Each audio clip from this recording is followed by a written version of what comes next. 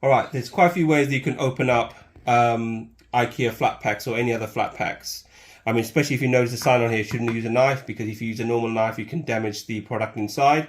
But way I think is the best way of doing it is you could use any ruler, preferably steel one, something that's a bit hard. Something flat would do. Anything flat is quite easy.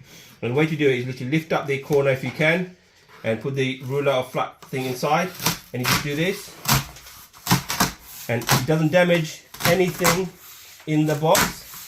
But if you just push across, keeping the angles right, and voila, there you go, the box opens.